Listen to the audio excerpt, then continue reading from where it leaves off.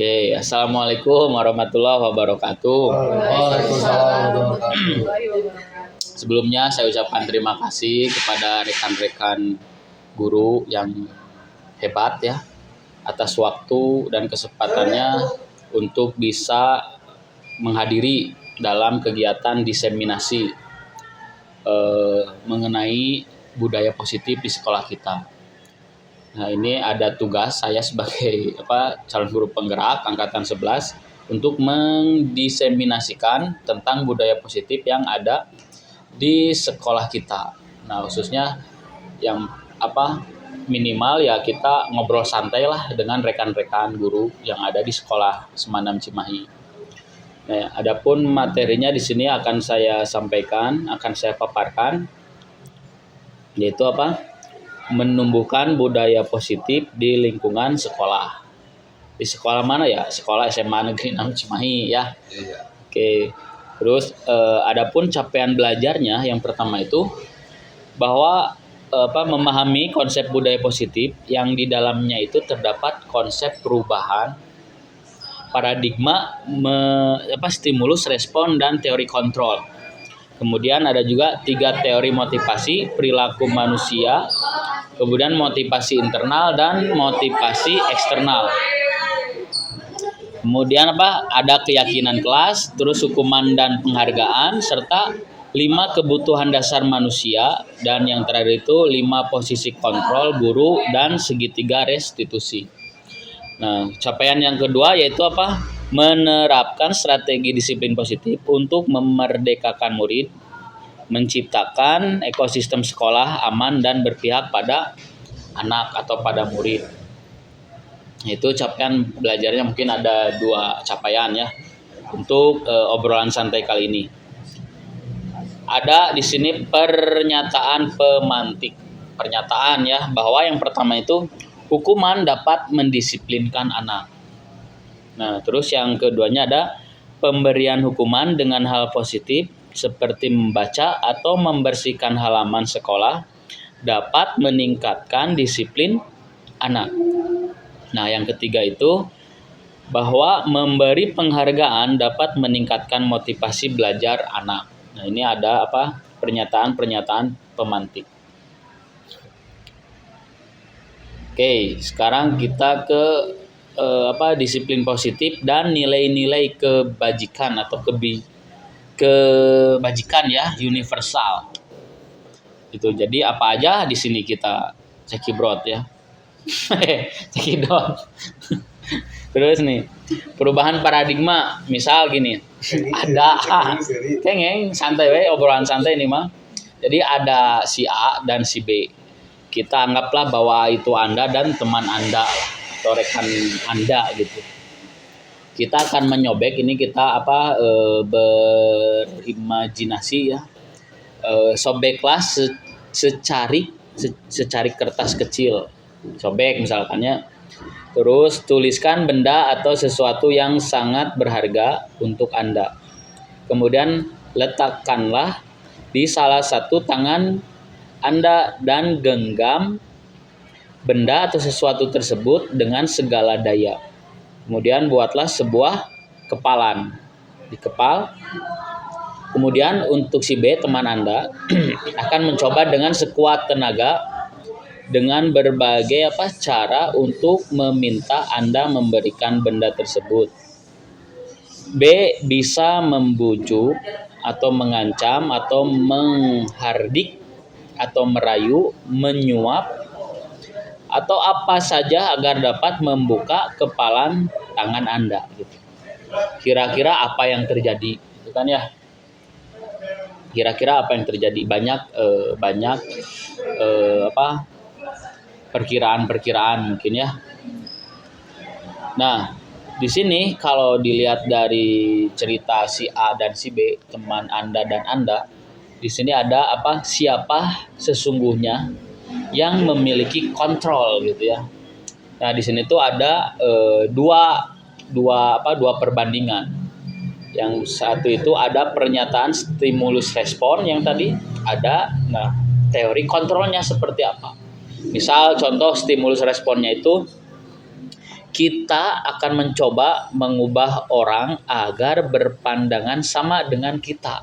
Itu sebagai stimulus respon. Tapi menurut teori kontrolnya atau pilnya itu kita akan berusaha memahami pandangan orang lain tentang dunia. Jelas di sini berbeda ya.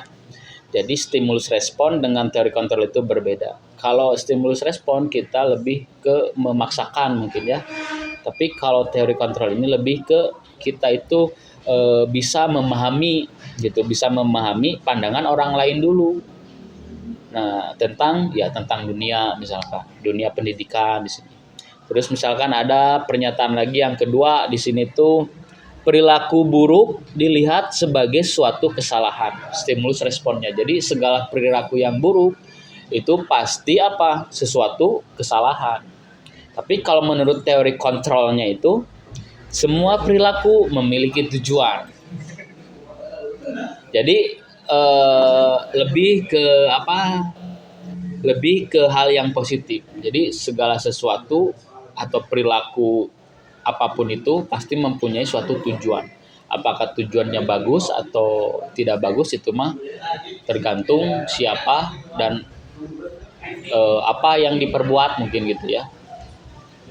Terus misalkan contoh lagi nih, ada lagi misalkan dari stimulus responnya itu orang lain itu bisa mengontrol saya.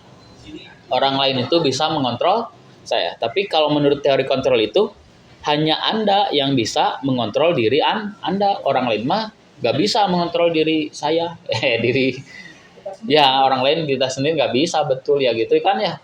Tapi kalau dilihat dari teori kontrol itu memang hanya Anda yang bisa mengontrol diri Anda. Gitu. Tapi ini sangat berbeda ya stimulus respon. Jadi nanti berkaitan dengan segitiga restitusi ini tuh ya. Seperti apa nanti ada dijelaskan sama teman saya ya, satu angkatan CGP-nya Pak Iman. Terus misalnya ada stimulus respon lagi bahwa saya itu bisa mengontrol orang lain. Bahwa saya bisa mengontrol orang lain. Tapi teori kontrolnya itu Anda tidak bisa mengontrol orang lain. Jadi apa yang kita harapkan dari teman kita itu ya sebetulnya nggak bisa gitu. Yang bisa itu kita bisa mendoakan bahwa teman kita itu, rekan kita itu satu visi, satu pemikiran mungkin seperti itu ya. Betul memang. Betul sekali. Betul ya. Betulnya banyak. Betulnya banyak. Ya Baby ya gitu. Ya ini mah ngobrol santai nanti ada tanya jawab kalau nggak salah ya. Terus kita masuk ke slide selanjutnya itu apakah makna disiplin. Mungkin di sini bapak-bapak, ibu-ibu tahu lah disiplin itu. Kalau menurut Pak Darus disiplin mungkin apa kira-kira Pak Darus? Dompet diselipin. Disiplin. Oh iya. Betul. Menurut Bu Hasna? Disiplin tepat waktu. Tepat waktu. Bu Epi? Disiplin ada tanggung jawab. Oh iya, berarti ada tanggung jawabnya ya disiplin. Bu Sari? Sikap yang mematuhi peraturan. Oh, sikap yang mematuhi peraturan. Wah, sangat menarik ya. Mantap. Coba di sini apa yang sudah saya siapkan itu bahwa disiplin itu berasal dari kata bahasa Latin. Ya, bahasa Latin yaitu bahasanya itu disiplina gitu. Disiplina. Hah? Es krim. Oh, eta mah campina. Mohon. Yang artinya itu belajar. Jadi disiplin teh nya belajar, meureun gitu nya. Terus teh aya deui makna asal dari kata ini tuh berkonotasi dengan disiplin diri dari murid-murid Socrates dan Plato. Itu bahasa biologi juga namanya. Socrates seorang. Oh, seorang terus. Socrates dan Plato itu apa? Pakar, ahli. Oh, gitu. Jadi seorang dan ahli gitu. Jadi dari seseorang ahli gitu. Socrates itu nama orang. Nama orang. Plato juga nama orang. Nama orang. Itu teh merupakan orang yang punya ahli gitu. Siapa tuh? Terus sama lagi disiplin juga ini membuat diri orang menggali potensinya. Gitu ya, menuju sebuah tujuan apa yang dia hargai. Namun dalam budaya kita makna kata disiplin telah berubah menjadi, nah ini, sesuatu yang dilakukan seseorang pada orang lain untuk mendapatkan apa? Kepatuhan ya.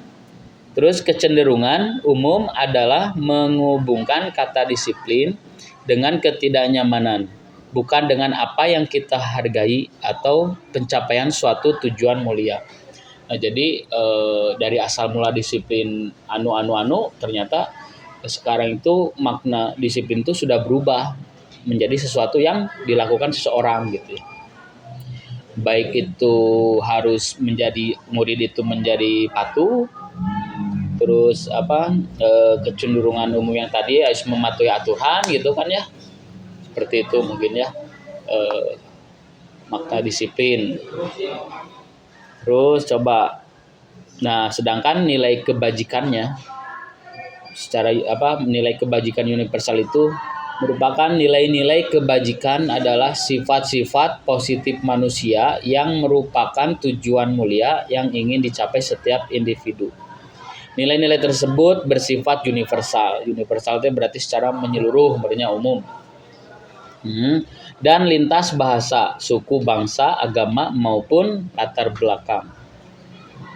Terus ada apa? Setiap perilaku atau perbuatan memiliki satu tujuan. Ini menurut Dr. William Glasser pada teori kontrol 1984. Yang tadi ada kalimat kontrol, teori kontrol, ternyata si Dr. William ini yang menciptakan teori kontrol itu.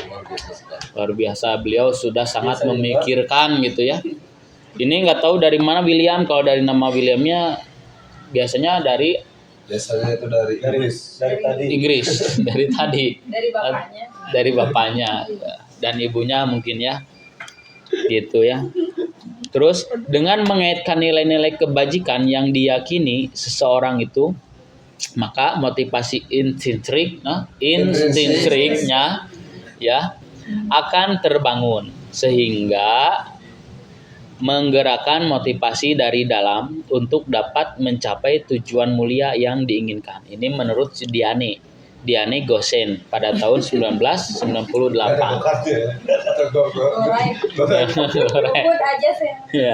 Gosen ini ya. Itu ternyata ya untuk nilai-nilai kebajikan yang universal.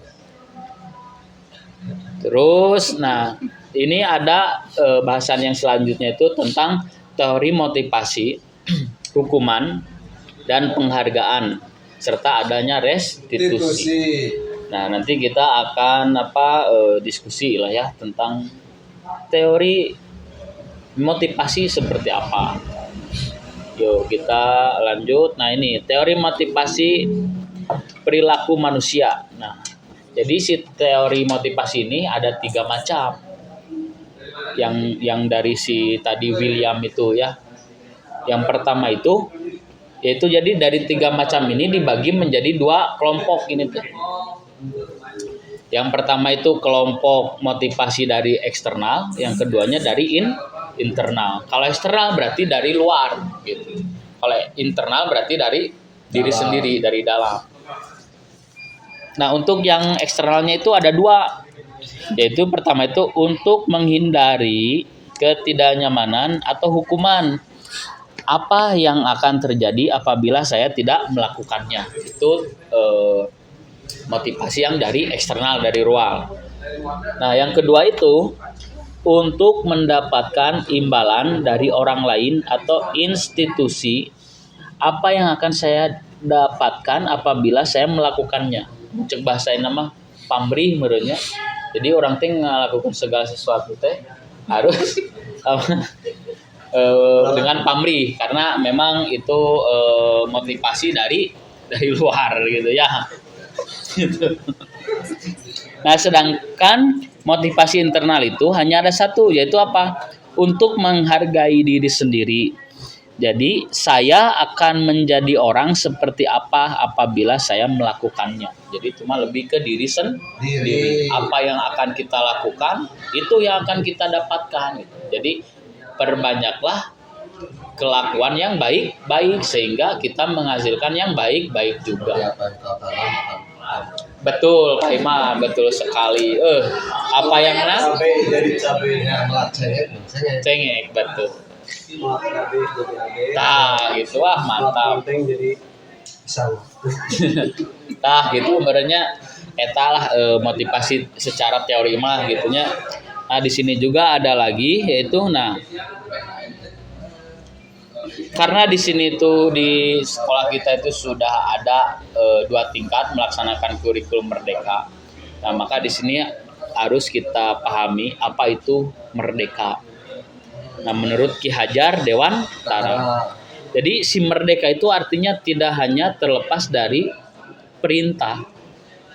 Tidak hanya terlepas dari perintah, akan tetapi juga cakap dalam memerintah diri sendiri. Muncul orang mah meureun jadi contoh heula sebelum memerintah barunya gitu. Ya, Bu. Jadi teladan dulu. Kata tutna Puri handayani ing harsa Sinta Nadia bangun harsa tuturi handa ya nih mungkin itu ya luar biasa ini filosofi Ki Hajar Dewantara ya. Ini Ki Hajar Dewantara pemikiran, konsepsi, keteladanan, sikap, merdeka, cetakan kelima 2013 halaman 469. Jadi kata merdeka ini menurut Ki Hajar Dewantara. Dan sampai sekarang sangat relevan mungkin ya. Sama menteri kita mungkin digalakan lagi bahwa filosofi Ki Hajar Dewantara itu masih sejalan atau masih relevan dengan perkembangan zaman sekarang. Karena saya ingat bahwa pembelajaran itu harus menuntun, bukan menuntut gitu. Dan sesuai zamannya. Didiklah anak sesuai zamannya. Itu yang saya ingat-ingat dari beliau ini ya. Sangat luar biasa. Nah, sekarang ada dihukum oleh penghargaan yang tadi. Dihukum oleh penghargaan seperti apa? Misalkan bahwa si penghargaan itu berlaku sama dengan hukuman. Nah, dalam arti meminta atau membujuk seseorang melakukan sesuatu untuk memenuhi suatu tujuan tertentu dari orang yang meminta atau membujuk. Dorongannya eksternal dan ada faktor ketergantungan. Beberapa dampak dari pemberian penghargaan, menurut Alfi Koh pada tahun 1993. Yang pertama itu ada pengaruh jangka pendek dan jangka panjang ternyata ya.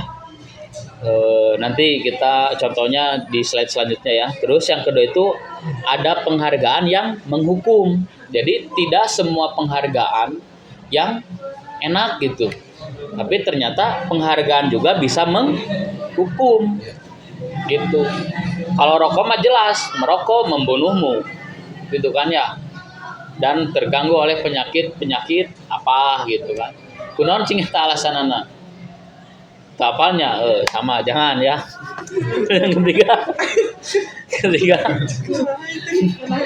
ketiga penghargaan mengurangi ketepatan. Jadi ada penghargaan yang dapat mengurangi ketepatan gitu. Nanti kita bahas ya. Mungkin bisa sama Pak Iman atau sama saya ya. Terus yang keempat, penghargaan itu tidak efektif.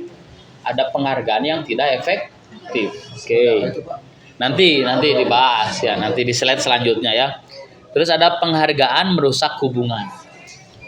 Penghargaan merusak hubungan. Nah, ini mungkin bisa ke contoh misalkan ranking 1 2 3. Kalau zaman dulu mah ranking 1 2 3 teh yang lain belum ranking 1 2 3 termotivasi. Tapi untuk zaman sekarang tidak seperti itu mungkin. Jadi sehingga dia ranking 1 akhirnya kan saya mah iya akhirnya merusak hubungan pertemanan. Mungkin bisa aja seperti itu. Enggak banyak saja. Tuh ya. Nah, gitu.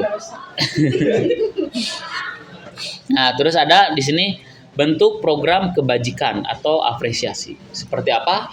Kita cekibrot ya. Dalam memberikan apresiasi atau pengakuan. Jadi apresiasi itu merupakan suatu pengakuan. Pengakuan. Nah, ini perlu diingat beberapa hal. Yang pertama itu beri pengakuan secara khusus. Santai ini ya. Terus yang kedua itu beri pengakuan secara pribadi. Sama beri pengakuan kepada semua murid atau bergantian. terus beri pengakuan secara konsisten dan fokus pada suatu proses itu. Ini ada contoh-contoh pengakuan atau apresiasi kebajikan. Nah, misalkan ada kata apa? Ada kolom pembuka, ada kolom nilai kebajikan, ada kolom situasi. Pada kolom pembuka ada yang namanya bahwa apa? Kemarin saya perhatikan. Kemarin saya perhatikan. Sedangkan nilai kebajikannya itu dari si kata kemarin saya perhatikan, yaitu ada rasa empatimu besar sekali. Jadi ada rasa empati lah gitu ya.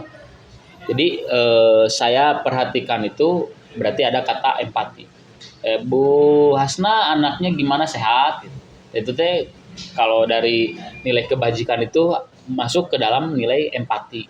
Wasna, Gitu. saya perhatikan kemarin agak sakit ketika larinya. Nah, itu Empati itu. empati itu nilai kebajikannya. Sedangkan nah situasinya pada saat menolong murid baru di kelas kita gitu. Pada saat menolong murid baru di kelas kita. Tahu nggak maksudnya? Jadi ada siswa baru nih, gitu kan? Mungkin dia mencari toilet, Cari toilet, jadi mencari guru. cari guru. Nah, itu nilai kebajikannya itu apa? Ada empatinya gitu. Siswa baru. Dia siswa baru gitu ya. Misal contoh yang kedua, kalimat pembuka nih, misalkan saya menghargai nih, saya tuh menghargai gitu. Nah, nilai kebajikannya itu adalah suatu kepedulian. Jadi makanya harus saling menghargai itu artinya kita itu peduli satu sama lain. Nah, situasinya pada saat kamu membantu teman-temanmu di tugas kelompok. Jadi ketika berkolaborasi gitu kan. Ya udah kerjasama, terus menghargai hasilnya gitu. Tama goreng. Antong dong gitu kan. Santena geus ngerjakeun nah dihargai, sehingga di sana ada nilai kebajikan yang namanya kepedulian terhadap sesama murid atau terhadap sesama rekan sejawat. Terus ada juga misalkan pembukanya tuh kalimat pembukanya terima kasih untuk bla bla bla, misalkan atur nuhun lah bahasa Sunda namanya. Ternyata nilai kebajikan itu rasa tanggung jawab, nilai kebajikan anak teh. Nah, situasinya pada saat kamu memungut kertas-kertas yang berserakan di lantai. Nah, kayak tadi Bu Sari kan ada sampah-sampah, diambil ada sampah. Terima kasih Bu Sari kan gitu. Luar biasa Bu Sari, nilai kebajikan itu mempunyai rasa tanggung jawab gitu ya. Kalau di grup saya ini kok terima kasih Pak Yadi. Oh, iya, berarti rasa tanggung jawabnya berkaitan dengan penggajian, honor mungkin gitu ya. Jadi hatur nuhun Pak Yadi gini di grup gininya. Berarti aya di teh ya kita itu Siap, itu teh. Udah Bu. Sekarang udah turun belum ya? Udah. baru sama Bu Ida. Tadi dicek. Yes. Yes. Udah? Alhamdulillah hatur nuhun Pak Yadi gitu kan tuh. Berarti itu teh aya di teh bertanggung jawab. Dia selamat ya. Berarti aman ya? Oke, alhamdulillah hatur nuhun. Nah, sekarang ada Udah. ini merupakan ada contoh pengakuan yang lainnya, yaitu apresiasi kebajikan. Misalkan nih tindakan guru ya, nanti apakah termasuk hukuman atau sanksi, atau hukuman itu seperti apa atau sanksi seperti apa. Sanksi itu lebih ke konsekuensi lah gitu. Kalau hukuman itu biasanya yang tanpa melihat tanpa kesepakatan akhirnya dihukum. Siswa melakukan pelanggaran dihukum, tidak melakukan kesepakatan. Tapi kalau konsekuensi mah ketika kita melakukan kesepakatan kelas, kesepakatan sekolah, misalkan siswa tidak boleh terlambat, harus masuk jam 6.45, terus kesiangan, nah itu namanya konsekuensi. Karena ada ada perjanjian dulu, ada peraturan dulu. Itu misalnya contoh tindakan dari guru, mencatat 100 kali di dalam buku dengan kalimat saya tidak akan terlambat lagi. Karena terlambat datang ke sekolah. Nah, ini termasuk hukuman atau konsekuensi kira-kira? Termasuk hukuman. Karena memang sebelumnya itu tidak ada mungkin perjanjian dari awal. Terus misalkan ada lagi nih, lari mengeliling lapangan basket 2 kali karena terlambat hadir di sekolah. Ini juga hukuman, ya masuk ke dalam hukuman yang berkaitan dengan fisik, terus tidak sesuai dengan kesepakatan itu masuk ke dalam hukuman. Terus ini menggantikan kertas tugas teman yang telah dicoret. Nah itu konsekuensi betul ya. Karena ada di sana nilai kebajikannya ya bertanggung jawab. Udah mencoret-coret akhirnya diganti sama yang mencoret-coret. Gitu ya. Terus ada lagi nih. Lari mengelilingi lapangan basket 2 kali karena terlambat datang saat jam pelajaran olahraga.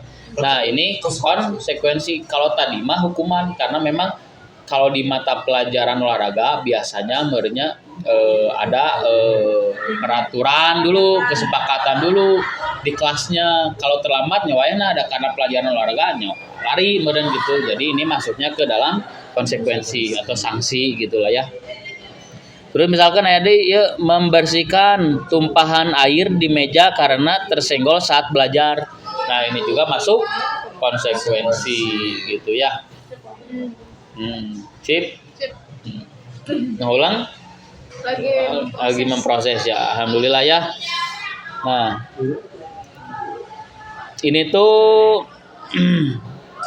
Nah jadi bedanya hukuman sama konsekuensi itu udah dijelaskan ya. Tapi di sini lebih rinci lagi bahwa hukuman itu sesuatu yang menyakitkan harus terjadi. Jadi disuruh lari tanpa keyakinan tanpa keyakinan kelas, keyakinan sekolah itu sangat menyakitkan ya, yang harus terjadi.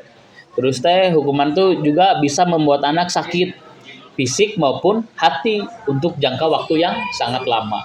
Kalau untuk anak sekarang mungkin ya, kalau anak zaman dulu mah beda mungkin. Karena ingat bahwa kata Ki Hajar Dewantara kan kita harus mendidik anak sesuai zamannya. Mungkin sekarang zamannya zaman Z ya. Zaman Z berarti kalau hukuman seperti ini tidak cocok gitu mungkin ya. Terus anak membenci kedisiplinan.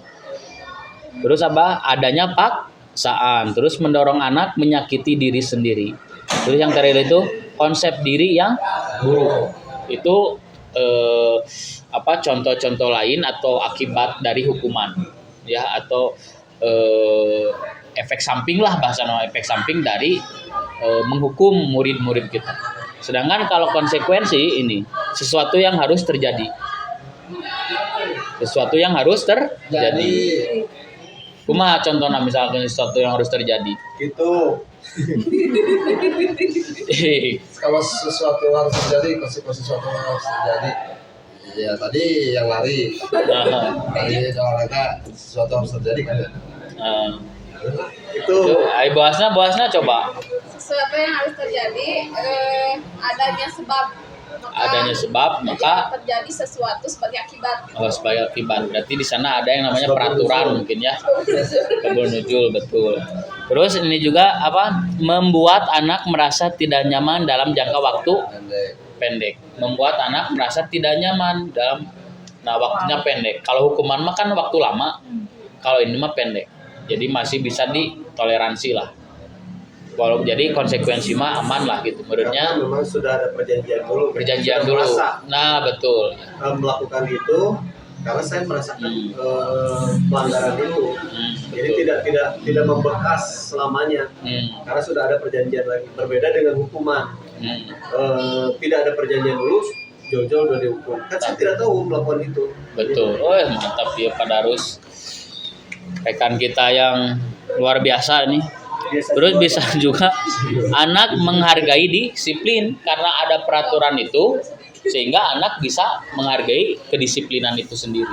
Kalau hukuman mah udah dihukum dia mau disiplin kan kita bahasa gitu. Anak zaman ayeuna mah. Ayo dulu makan beda deui gitu.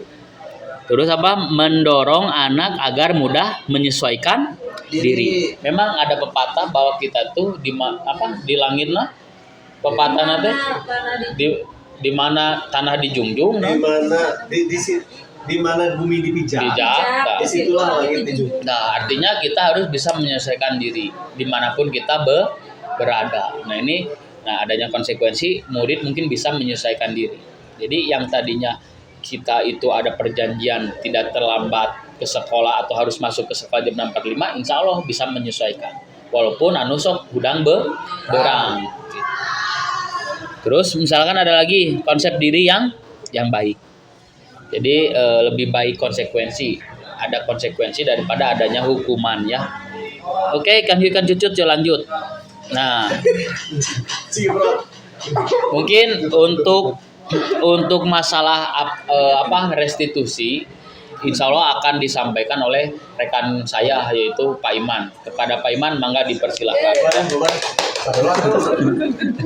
Mangga Pak Iman. Oke, terima kasih. Tahu di sini Pak Iman. Itu aja, ini aja. Iya, tahu di sini. Tacan ya Pak Imanun. Stop bolan tahu lanjut tahu. Oke, Bapak Ibu. Saya jangan atuh. Itu mau biar ada mulut. Oh iya, terus. Mohon izin Bapak Ibu, saya juga ikut kita ngobrol santai saja lah. Ini di sini saya kebetulan juga CGP angkatan 11, rekan sama Pak Bima. Bapak punten tidak ada yang kebetulan. Apa itu prostitusi? Bukan. Oke, ini saya menjelaskan dulu apa itu restitusi. Ada yang tahu restitusi, Bapak Ibu? Itu ditutup. Hah? Ditutup kan oleh jalan besar. Jadi restitusi Pak memperbaiki kesalahan. Oh, oke. Perbaiki. Kalau di sini restitusi itu proses menciptakan kondisi bagi murid untuk memperbaiki kesalahan mereka sehingga mereka bisa kembali pada kelompok mereka dengan karakter yang lebih kuat. Itu restitusi ya. Restitusi juga merupakan proses kolaboratif yang mengajarkan murid untuk mencari solusi untuk masalah mereka dan membantu murid berpikir tentang orang seperti apa yang mereka ingin menjadi dan bagaimana mereka harus memperlakukan orang lain menurut Ibu Gosen. Ibu tahun apa? 2004. Kayaknya ibu ya. Tadi kan Diana Gosen. Oh ya ibu. Nah, Bapak nggak memperhatikan sih. Iya betul. Tapi kalau di luar negeri mah Diana itu laki-laki. Oh salah maksudnya. Dan Keyakinan kelas Bapak Ibu kita sekarang di keyakinan. Oke, keyakinan. Ya. Mengapa tidak peraturan saja? Harus keyakinan gitu ya. Kenapa harus keyakinan sih? Kenapa nggak buat peraturan aja di kelas gitu? Kalau dulu kan peraturan ya. Peraturan betul. Sekarang harus ada keyakinan kelas. Kelas. Mungkin dari Bu Epi, kenapa harus tidak peraturan saja? Karena kalau misalnya kita membuat peraturan terkadang itu lebih banyak melanggarnya. Kalau keyakinan kan biasanya ini kita harus melakukan ini. Bu Sari Setuju. Ya karena apa yang kita yakini yakin gitu. Oh berarti ya, jadi kelas itu bisa membentuk bukan dari peraturan tapi dari keyakinan kelas. Jadi kelas itu bisa. jadi peraturan mah seolah-olah dipaksa. Ya, Ada Paksaan. Kalau keyakinan mah ada timbul kesadaran. Betul sekali Bapak Darus. Luar biasa. 100.000 ambil di Pak Bima Pak. Ya. Jadi, nah itu mengapa kita memiliki peraturan harus menggunakan helm bila mengendarai kendaraan roda 2. Mengapa kita memiliki peraturan harus menggunakan helm bila mengendarai kendaraan roda 2? Situ kan ya, ada pertanyaannya. Mengapa kita memiliki peraturan 3M? Menggunakan masker, mencuci tangan, dan menjaga jarak 1,5 meter. Biar tidak tertular. Nah itu kan ya, itu kan peraturan ya. Terus di situ yang tadi pakai helm, kenapa? Ya kalau nggak pakai helm, palau hulu kan, kepala. Enggak. Kepala ya. Takut oleh polisi. Bilang polisi peraturan mah. Sebenarnya itu mah nomor 2, takutnya kalau jatuh. Kan pindah alam. Tapi Iya. kan jagoan kita. Jagoan. Kayak Valentino Rossi gitu. Kan kita nggak pernah, alhamdulillah nggak pernah. Alhamdulillah ya. Ya. Ya alhamdulillah. Terima kasih Pak Darus. Mengapa kita memiliki peraturan harus datang tepat waktu pada saat mengikuti pelatihan? Kenapa Pak Darus? Honor supaya. Nah itu sebenarnya biar nggak dipotong. Bisa jadi. Bisa jadi ya kalau gitu. Betul. Oh ini Pak yang takut terlambat materi Pak. Jadi ya betul. Buru-buru supaya. Jadi biar materinya bisa. Materi Pak. Bukan materi ya ini. Bukan materi konten Pak. Materi sangat luar biasa sekali ya. Luar biasa sekali. Jadi untuk mendukung motivasi intrinsik, kembali ke nilai-nilai keyakinan-keyakinan, lebih menggerakkan seseorang dibandingkan mengikuti serangkaian peraturan-peraturan. Jadi kelas itu lebih diyakinkan, kelas ini bisa rapi, bisa narurut dengan keyakinan mereka, bukan dengan peraturan yang guru buat peraturan, pasti anak-anak tidak, aduh nggak nyaman dan peraturan seperti itu, karena tidak yakin mereka. Jadi seperti itu untuk yang sekarang ya di Merdeka Belajar.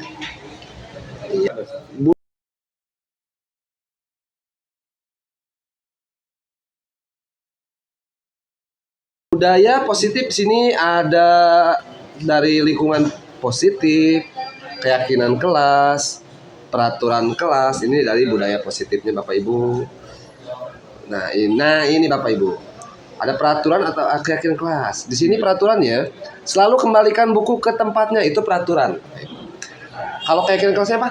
Kita tanggung jawab. Kita tanggung jawab. Jadi anak itu sudah Sudah meminjam, maka harus mengembalikan. betul sekali Bapak, betul sekali. Berani berbuat, Berani bertanggung jawab. Hebat sekali.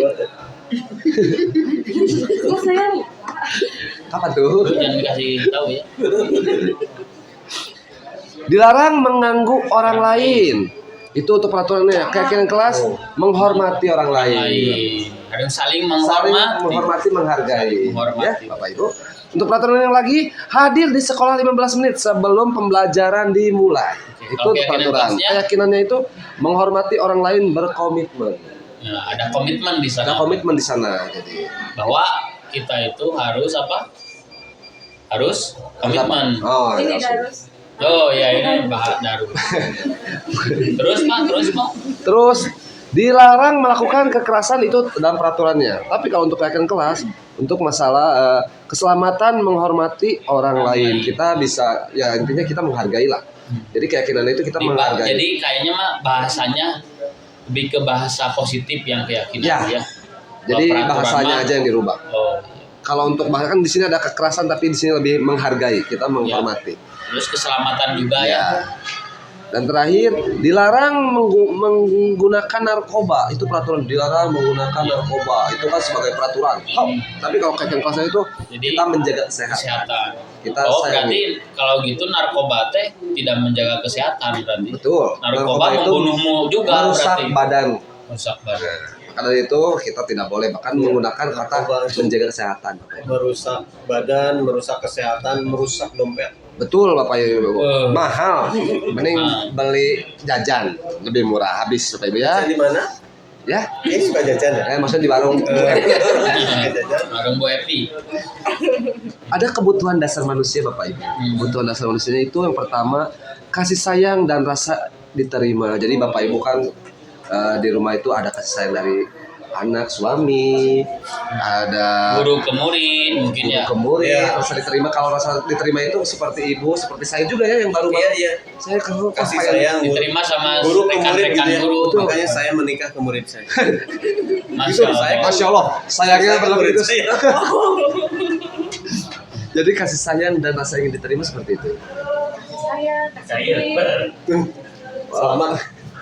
Penguasaan. Penguasaan. Nah, kalau penguasaan bagaimana Pak Bima? Bapak yang tahu penguasaan? Paling penguasaan mah lebih ke kita itu menguasai misalkan dalam materi apa gitu. Nah, Dalam jadi konten apa menurut penguasaan. Jadi non pinter lah meureun atau kumaha. penguasaan itu Buatna meureun. Dia merasakan menguasai segala sesuatu hal, jadi pede, mempercayakan Percaya diri. percaya diri. Dia menguasai suatu hal, kalau materi saya kuasai. Jadi dia ada rasa. Nah, betul percaya sekali. diri. Saya jadi harus hebat. Kesenangan. Nah, manusia itu butuh kesenangan, Bapak Ibu.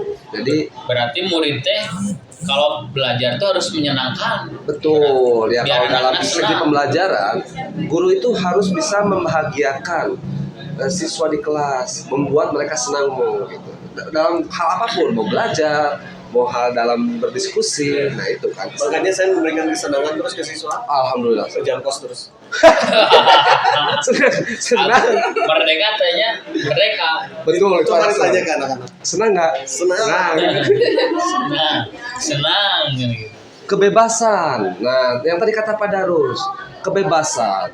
Dalam artian mungkin betul tadi bebas, tapi tetap bebasnya dalam artian di kelas dia tetap berdiskusi dengan teman-temannya, walaupun gurunya nggak ada, tapi mereka kan tetap belajar. Jadi kebebasan dalam arti memberikan leluasa, Betul, memberikan ekspresi ke betul, anak, gitu ya. betul. Betul. Itu lagi. Bentar ya, bentar ya Bapak, saya lagi tampil dulu. Jangan diganggu dong. Baik, one time. Hiji deui Pak. 5 posisi kontrol. Yang terakhir ya Bapak Ibu. Banyak sekali. Kontrol. Gede ya hurufnya. Ini aja. Kita ambil Sebagai penghukum. di sini motivasi guru berbuat, ada penghukumnya menghardik, menunjuk-nunjuk, menyakiti atau menyindir. Itu berarti misal guru gini. sebagai penghukum mungkin Ya, di misalkan kontrolnya ya. dasar kamu Asna sekarang nggak gawain tugas sianya, nggak boleh Bu. Boleh seperti itu. Jadi pembuat orang merasa Jadi harus bersalah. gini-gini ya? Jangan. Terus kontrol kedua teh apa? Hah? Membuat orang merasa Orang merasa bersalah, Oh, itu. berceramah dan mengabaikan seharusnya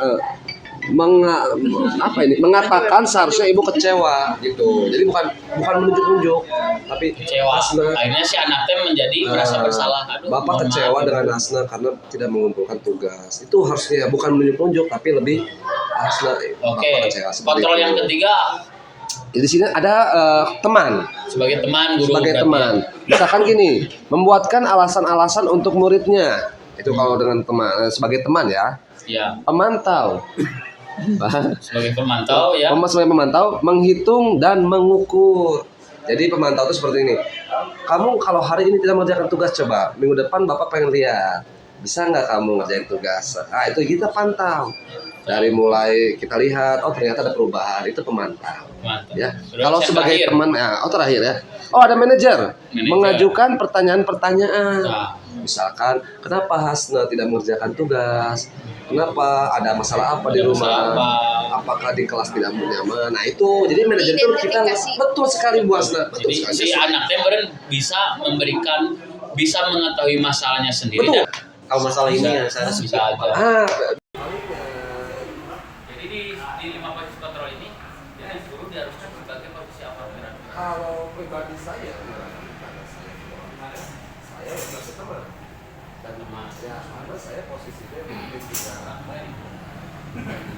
yang dari usia juga Masih tua. enggak lah, masih senang ngobrol sama murid. Biasanya mengatakan cara agar mengetahui siswa ini ada masalah dengan cara ngobrol sebagai tapi tetap atau ada semuanya bisa. Jadi dengan anak ini sebagai apa?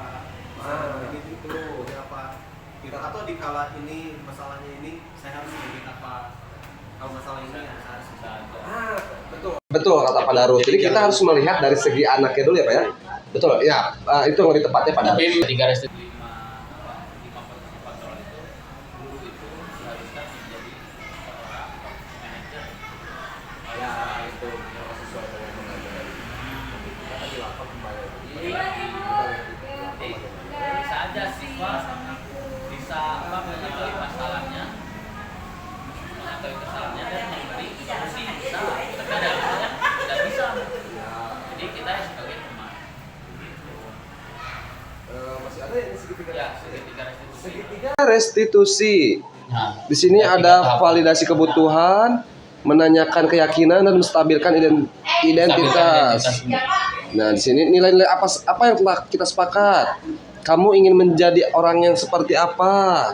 Itu kalau menanyakan keyakinan, stabil. Kalau yang menstabilkan identitas, setiap orang pasti pernah melakukan kesalahan. Kamu bukan satu-satunya yang pernah melakukan ini. Dan yang terakhir, validasi kebutuhan. Kamu tentu punya alasan mengapa melakukan itu. Adakah cara yang lebih efektif untuk mendapatkan apa yang kamu butuhkan? Ya, ini segitiga restitusi Bapak Ibu. Masih ada nih? Oh, ada nih. Stabilkan. Menstabilkan identitas. Guru berkata, berbuat salah itu hal yang manusiawi. Manusiawi, Tidak betul. ada manusia yang sempurna. Bapak Ibu juga berbuat salah. Kita pasti bisa menyelesaikan permasalahan ini. Bapak Ibu tidak tertarik untuk mencari tahu siapa yang benar atau Apa yang salah? Nggak apa-apa Ibu, mau gabung sini gabung dulu. Gabung, Bu. Nah ternyata alhamdulillah ada rekan juga yang mau belajar bersama. Iya, selamat datang. Selamat Selamat datang di, di sini. di ruang belajar. Iya. Nah itu ya Bapak Ibu. Tong hapus nih, tong hapus. Validasi kebutuhan. Validasi kebutuhan. Kamu bisa saja kan melakukan hal yang lebih buruk, tapi kamu tidak melakukannya karena itu untuk validasi kebutuhan menurut guru berkata ya. Guru berkata, kamu pasti punya alasan mengapa melakukannya. Apa yang penting bagi kamu? Nah, jadi seperti itu untuk validasi kebutuhan. Nah, menanyakan keyakinan. Guru berkata, apa yang kita percaya di kelas atau di sekolah? Nilai universal apa yang telah kita sepakat? Kelas yang ideal itu seperti apa sih? Kamu ingin jadi anak seperti apa sih? Nah itu guru kalau berkata dengan menanyakan keyakinan kepada anak. Disiplin positif. Oke. Teori kontrol teori pilihan menurut Dr. William Glasser. Anda tidak bisa mengontrol orang lain, hanya Anda yang bisa mengontrol diri Anda.